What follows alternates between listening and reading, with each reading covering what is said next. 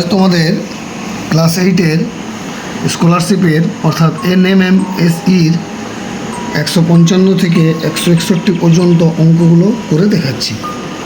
প্রথম অঙ্কটা হচ্ছে একটা আয়তাকার বাগানের পরিসীমা 48 মিটার, যার দৈর্ঘ্য 4 মিটার কমালে এবং প্রস্থ 4 মিটার বাড়ালে বাগানটি বর্গক্ষেত্রে পরিণত হয়। বর্গাকার বাগানটির ক্ষেত্রফল কত? সুতরাং তোমরা দেখে নাও, ধরি আয়তাকার বাগানের দৈর্ঘ্য খুব একটা লিখবো না, কারণ এগুলো কম্পিটিশন লাইনের পরীক্ষা, তো লিখলে সময়টা চলে যাবে। ধরি দৈর্ঘ্য সমান x মিটার, প্রস্থ সমান y মিটার। তোমরা অঙ্কটা একটু বুঝে নেবে। তাহলে আমরা লিখতে পারি 2 × x + y = 48। 2 × x + y = 48, 2 × 24 = 48। তাহলে x + y = 24, কারণ বলেছে বাগানটির পরিসীমা, অর্থাৎ 2 গুণিত দৈর্ঘ্যযুক্ত প্রস্থ সমান পরিসীমা। পরিসীমার মান হচ্ছে 48 মিটার। 2 দিয়ে 48 কেটে দিলাম, 24 হলো। তাহলে x + y = 24, যেটাকে আমি 1 নম্বর সমীকরণে রূপ দিলাম। আবার বলছে যে 4 মিটার যদি বাহুর দৈর্ঘ্য 4 মিটার কমায় এবং প্রস্থ যদি 4 মিটার বাড়ায়, তবে সেটা বর্গাকার বাগানে পরিণত হয়। বর্গাকার বাগানে পরিণত হওয়া মানে সব বাহুগুলো সমান, সেহেতু x - 4 সমান y + 4। তাহলে লিখতে পারি x - y সমান 4 + 4। তাহলে x - y সমান আমি লিখতে পারি 8। 4 + 4 8 হয়ে গেল। তাহলে x + y সমান 24, x - y সমান 8, y কেটে গেল। 2x সমান 32, x সমান 32কে যদি 2 দিয়ে ভাগ করা 16, তাহলে x সমান 16 1 নম্বরে বসিয়ে পাই। 1 নম্বরে বসিয়ে পাই। তাহলে 16 + y সমান 24। তাহলে y সমান 24 - 16, y সমান 8। তাহলে আয়তাকার বাগানের ক্ষেত্রফল কত হবে? xy, কারণ দৈর্ঘ্য x, প্রস্থ y। তাহলে 16 × 8, তাহলে 128 বর্গ মিটার। যেহেতু চেয়েছে বর্গাকার বাগানের ক্ষেত্রফল, তাহলে বর্গাকার বাগানের প্রতিটি বাহুর দৈর্ঘ্য কত? 16 - 4 সমান 12 মিটার। তাহলে বর্গাকার বাগানের ক্ষেত্রফল হবে 12 × 12। 12 × 12 মানে 144 বর্গ মিটার। তাহলে বর্গাকার বাগানটির ক্ষেত্রফল হলো 144 বর্গ মিটার। সুতরাং অপশন ডি এর উত্তরটি হলো। নেক্সট কোশ্চেন হচ্ছে 3 কিলোমিটার 900 মিটার, 19 কিমি 500 মিটারের কত অংশ? তাহলে 3 কিমি 900 মিটার মানে হচ্ছে 3900 মিটার বাই 19 কিমি 500 মিটার। আমি লিখতে পারি 19 500 মিটার। মিটার কেটে গেল, 0 কেটে গেল, 9 3 12, 5 9 14 15। তাহলে 3 দিয়ে কাটি, 3 13 39, 9 3 12। মানে এইটা যোগ করে দেখে নিতে হয় যে 3 দিয়ে ভাগ যাচ্ছে কিনা। 3-এর নিয়ম এইটা। 9কে 10, 10 5 15, 3 6 18, 18 1, 3 5 15, 13 13, 13 5 65। তাহলে উত্তরটা হচ্ছে 1/5 অংশ। তাহলে বি অপশানের উত্তরটি হলো।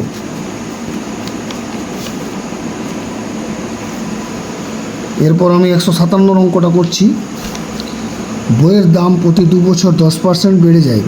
এখন কোনো বইয়ের দাম 121 টাকা হলে 4 বছর আগে বইয়ের দাম কত ছিল? 4 বছর আগে এইসব অঙ্কের ক্ষেত্রে তোমরা একটু ফর্মুলাটা ইউজ করবে। 4 বছর আগে অর্থাৎ এখানে বার করতে বলেছে পি সমান এ 10% করে বেড়ে যায়। পি সমান এ বাই 1 + r/100 মাথায় এন। এর মান হচ্ছে তোমার 121 টাকা। 121। আর এর মান হচ্ছে তোমার রেট অফ ইন্টারেস্ট, আর এর মান হচ্ছে 10/100, আর এটা হচ্ছে 4। 0 কেটে দিলাম। তাহলে 121 বাই 1 + 1/10 মাথায় 4। 121 বাই, এটা লসাগু হচ্ছে 10 + 1 মাথায় 4। 121 11/10 মাথায় 4। তাহলে আমি লিখতে পারি 121, এটাকে 4 বার লিখতে পারি যেহেতু মাথায় 4 আছে, টু দি পাওয়ার 4। 11/10 × 11/10 × 11/10 × 11/10। তাহলে আমরা লিখতে পারি 121 × 10 × 10 × 10 × 10। নিচেরগুলো উপরে উঠে গেল। 11 × 11 × 11 × 11 তাহলে 11 11 121 কেটে গেল, 11 11 কেটে গেল। তাহলে উত্তরটা হচ্ছে তোমার একের পিঠে হয়ে যাবে 1 2 3 4টা শূন্য, 4টা শূন্য বাই 121 বাই 121। তাহলে হচ্ছে তোমার 4 বছর আগে এটা প্রায় কাছাকাছি উত্তর হবে, মানে 4 বছর আগে বলেছে, তাহলে হবে তোমার 121 দিয়ে যদি আমি 10,000কে ভাগ করি তাহলে হচ্ছে 121 8-এ 121 8-এ 8 1 8 8 2 16 8 2 16 8 1 8 1 9 8 2 10 7 8 3 10 10 10 মিলে গেল 0 320। আবার 121 দিয়ে যদি আমি ভাগ করি 121 দিয়ে 3 21 121 দিয়ে 242, প্রায় 2 8 10 5 5 আর 7 12, প্রায় 82 টাকা, মানে অর্থাৎ এখানে কাছাকাছি বলতে 81। তাহলে এর অপশানটা উত্তর হবে, তাহলে এর অপশানটা উত্তর হবে। এরপর আমি 158 অঙ্কটা করছি। বার্ষিক 7% হার সুদে কত টাকার 4 বছরের সুদ 70 টাকা হবে? বলছে বার্ষিক 7% হার সুদে কত টাকার 4 বছরের সুদ 70 টাকা হবে, অর্থাৎ এখানে প্রিন্সিপালটা বার করতে বলছে। তাহলে আই সমান আমরা জানি PTR বাই 100, তাহলে পি যেহেতু বার করতে বলেছে তাহলে পি সমান আমি লিখতে পারি 100 আই বাই TR। আয়ের মান হচ্ছে 70, টি এর মান হচ্ছে তোমার, টি এর মান বলেছে 4 বছর, আর এর মান হচ্ছে তোমার 7%, তাহলে হচ্ছে 7 2 70 কেটে গেল, 4 25 100 কেটে গেল, তাহলে 25 2 250 টাকা। তাহলে উত্তর হবে তোমার বি এর অপশানটা। এই উত্তর ফর্মুলাগুলো মুখস্থ রাখবে, আই সমান PTR বাই 100। যেখানে তাও একটু বলে দিই, যেখানে আই সমান হচ্ছে সুদ, পি হচ্ছে আসল, টি হচ্ছে সময়, আর হচ্ছে সুদের হার, এটা একটু ভালো করে তোমরা মুখস্থ করবে। আই সমান PTR বাই 100, এটা প্রায় অঙ্কই এসে থাকে এই ফর্মুলাতে। নেক্সট অঙ্ক আমরা 159 অঙ্কটা করছি। 11 টাকা একটা কলম কিনে 11% লাভ করলে কলমটির বিক্রয় মূল্য কত হবে? কলমটির বিক্রয় মূল্য 11 প্লাস আমি লিখতে পারি 11 প্লাস 111 বাই 100। তাহলে আমি লিখতে পারি, না একটু সহজভাবে করে দেখাচ্ছি তোমাদের। 11 টাকার কলম কিনে 100 টাকায় লাভ হয় 11 টাকা, তাহলে 1 টাকায় লাভ হচ্ছে 1 টাকায় লাভ হয় 11 বাই 100, তাহলে 11 টাকায় লাভ হয় কত? 11 গুণিত 11 বাই 100, তাহলে 121 বাই 100।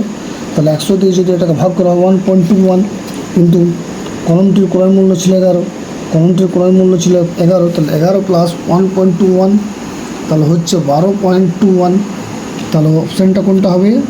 অপশান হবে তোমার সি এর অপশানটা 12.21। বা তুমি এরকমভাবে করতে পারো, যে প্রথম আমি যেমন দেখিয়েছিলাম 11 প্লাস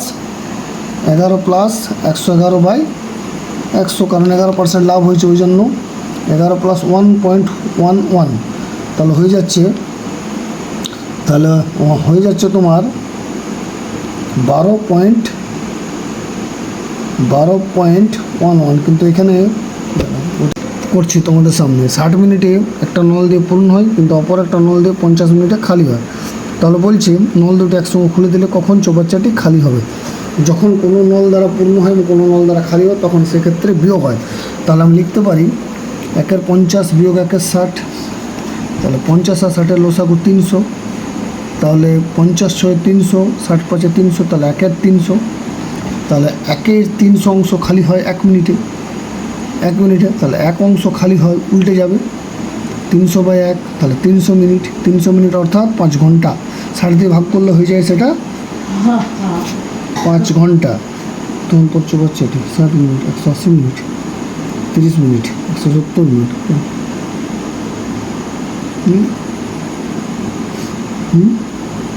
হ্যাঁ, সুতরাং 300 মিনিট তোমাদের ডি এর অপশানটা হবে। ডি এর 30 মিনিট দিয়েছে, একটা শূন্য দিতে ভুলে গেছে, তাহলে 300 মিনিট অপশান উত্তর। 161 অঙ্কটি করছি। 161 অঙ্কটি তোমরা ত্রৈরাসিক নিয়মে করবে। 4 জন লোক দৈনিক 4 ঘন্টা কাজ করে 4 দিনে 4 একর জমি চাষ করে 18 জন লোক দৈনিক 8 ঘন্টা কাজ করে 8 দিনে কত একর জমি চাষ করবে? 4 জন লোক দৈনিক 8 ঘন্টা কাজ করে, দৈনিক 4 ঘন্টা কাজ করে 4 দিনে 4 একর, তাহলে 18 জন লোক দৈনিক 8 ঘন্টা কাজ করে 8 দিনে কত একর চেয়েছে? তাহলে একরটা শেষে লিখব। লোক, তাহলে এটা হচ্ছে 161 অঙ্ক। লোক ব্র্যাকেটে জন, 4-এর নিচে হচ্ছে 4 জন, 18 জন। তারপর আমি লিখতে পারি 4 ঘন্টা কাজ করে, দৈনিক দৈনিক ক ঘন্টা করে কাজ করছে? প্রথমে করছিল 4 ঘন্টা, তারপরে করবে, তারপরে ওরা করছে 8 ঘন্টা করে, নিচে 8। তারপর আমি লিখতে পারি সময় ব্র্যাকেটে দিন, সময় ব্র্যাকেটে দিন, প্রথমে ছিল সময় ব্র্যাকেটে দিন, প্রথমে ছিল তোমার 4 দিন, এখন হচ্ছে সময় 8 দিন। আচ্ছা, জমি, জমি ব্র্যাকেটে একর, জমি ব্র্যাকেটে একর 4 একর, জিজ্ঞাসা চিহ্ন পাশে এক্স। তাহলে এক্স সমান আমি লিখতে পারি 4 গুণিত 4 জন লোক 4 একর জমি চাষ করে, তাহলে 18 জন লোক নিশ্চয়ই বেশি জমি চাষ করবে। তাহলে এটা হলো সরল সম্পর্ক। সরল সম্পর্কের ক্ষেত্রে নিচের টাগে লিখতে হয় 18/4। দৈনিক 4 ঘন্টা কাজ করে 4 একর জমি চাষ করা যায়, দৈনিক 8 ঘন্টা কাজ করলে নিশ্চয়ই আরও বেশি জমি চাষ করবে। এইটা বাড়ছে, এই দিকেরটাও বাড়ছে, তাহলে আমি লিখতে পারি 8/4। আবার যখন 4 দিন সময় ছিল তখন 4 একর জমি চাষ হচ্ছিল, 8 দিন সময় নিশ্চয়ই আরও বেশি জমি চাষ হবে। তাহলে এইটা বাড়ছে, 4-এর থেকে 8টা বড়, আর এইদিকেও বাড়ছে, তাহলে দুদিকে বাড়ছে, তাহলে এটাও সরল সম্পর্ক। লিখতে পারি এটা 8/4। তাহলে কাটাকুটি আমি করবো, 4 2 8, আবার 2 দিয়ে 4, 2 4 8, 4 4 কেটে গেল, 4 18 72। উত্তরটা হচ্ছে 72 একর জমি। তাহলে অপশান হবে option 64 acre, 32 acre, 16 acre, 8 acre. তো উত্তরটা একটা উত্তর ভুল দেওয়া আছে আমার মনে হয়, বিয়ের অপশানটা হবে 72 একর। অঙ্কগুলো তোমরা অবশ্যই করবে, অঙ্কগুলো করার পর ভালো করে কষবে এবং সেই সঙ্গে লাইক এবং সাবস্ক্রাইব অবশ্যই করবে।